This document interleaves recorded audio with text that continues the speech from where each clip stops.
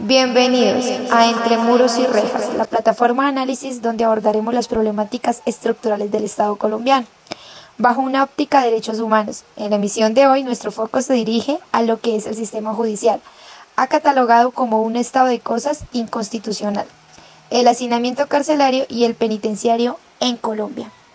Soy Alejandro y junto a Laura y Sandra vamos a desentrañar este tema tan importante que es el hacinamiento carcelario y las vulneraciones dentro de este. Esto significa que no es solo un problema de espacio, sino una violación sistemática y estructural de los derechos fundamentales, incluyendo el derecho a la dignidad humana, el derecho a la salud, por la imposibilidad de control sanitario y el acceso a tratamientos, el derecho a un trato digno al obligar a los detenidos a dormir en el piso en baños o por turnos, la anulación de la resocialización, pues las condiciones de vida degradantes impiden la implementación de programas educativos y laborales, que son el fin constitucional de la pena.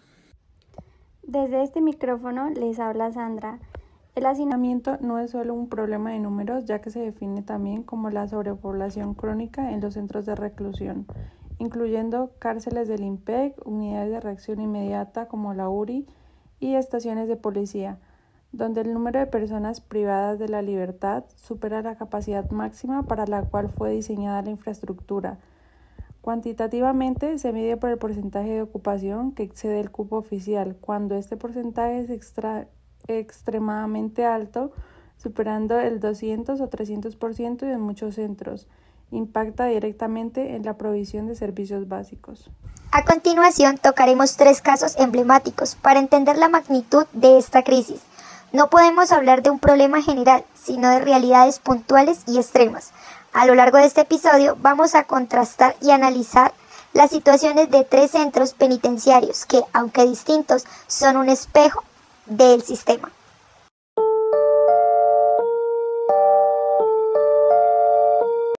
El 13 de marzo de 2020, donde ocurrió el COVID-19 que afectó a todo el mundo y fuera declarada la alerta mundial, 13 cárceles del país de Colombia fueron afectadas, pero donde sucedió más grave fue en la epicentro de la Modelo de Bogotá. ¿Por qué? Porque debido a la falta de recursos sanitarios ocasionara que para los presos el hacinamiento fuera más grave que en otras cárceles, y esto ocasionó que los falta de recursos fuera incontrolable este virus que propagó a todo el mundo.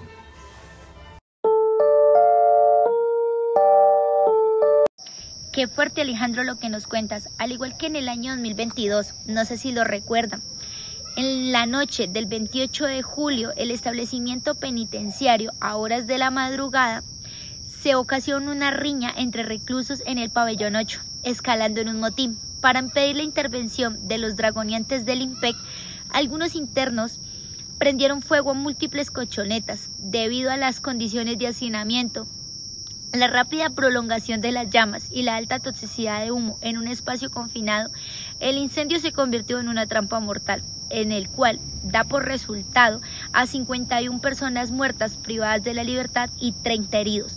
Aunque la cárcel de Tuluá no tenía un porcentaje de sobrepoblación, en ese momento se reportó un hacinamiento del 17% en el penal. Según algunas fuentes, la tragedia pudo evitarse en varios aspectos relacionados con el colapso.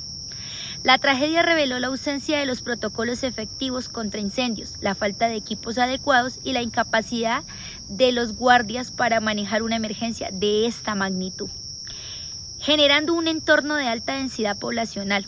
En este caso, nos sirve para mostrar la evidencia en el que el hacinamiento no es solo un problema de dignidad, sino una amenaza constante e inmediata a la vida de los reclusos.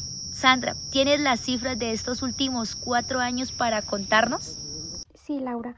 Como cifras reales frente a estos casos encontramos que en la tragedia de Tuluá, el 28 de junio del 2022 en la cárcel hubo de 51 a 54 internos afectados, y en la cárcel La Modelo de Bogotá, el 21 de marzo del 2024, 24 internos murieron en disturbios y enfrentamientos.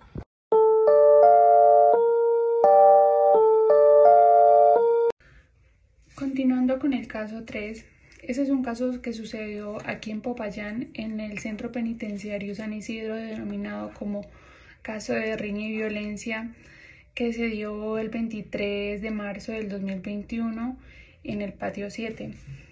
Esto se dio debido a que un grupo de personas que hacen parte de iniciaron un conflicto contra sus mismos compañeros por problemas de alojamiento, porque se sentían hacinados, necesitaban espacio, por disputas de territorio, porque dentro del mismo se daba la extorsión, el tráfico de estupefacientes.